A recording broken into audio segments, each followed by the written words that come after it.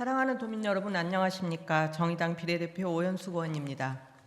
본 의원은 최근 전북 소방본부를 둘러싸고 제기되고 있는 여러 논란 가운데 공적 행사 운영의 적정성, 인사의 공정성, 그리고 현장 안전을 위협하는 근무 운영 문제에 대해 말씀드리고자 합니다.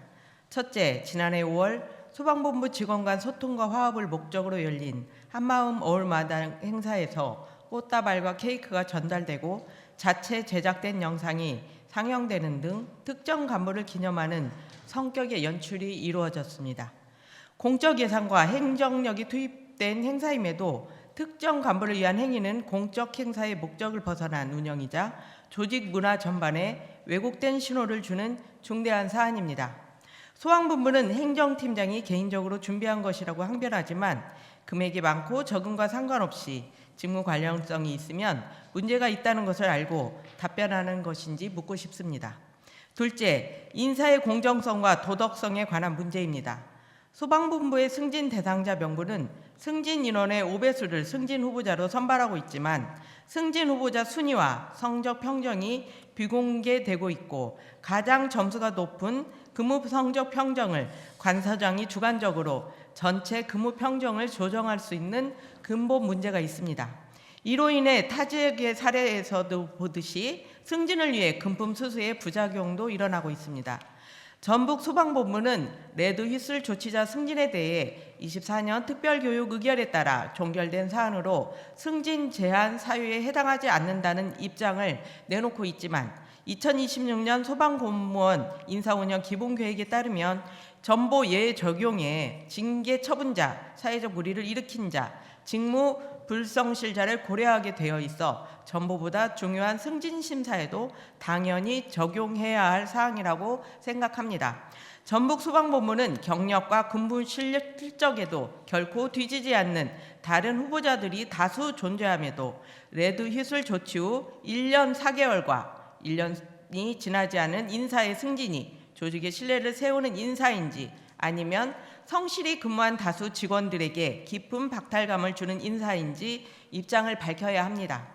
또한 레드 휘슬이 적용되지 않은 승진 심사의 개선과 근무 성적 평정 및 순위 후보자 순위 공개와 법제화에도 더욱 힘써야 할 것입니다. 2025년 상반기 승진심사위원회의 소방연 승진에 레드 휘슬 조치하의 승진 인사와 위원회 구성 또한 타 위원회와 다르게 본부 관련 인사로 구성하게 된 이유도 밝혀야 합니다. 셋째, 재난 현장 지휘관 부재 시 현장 지휘 경험이 충분하지 않은 내근 간부를 당직 대체 형태로 운영하는 문제입니다.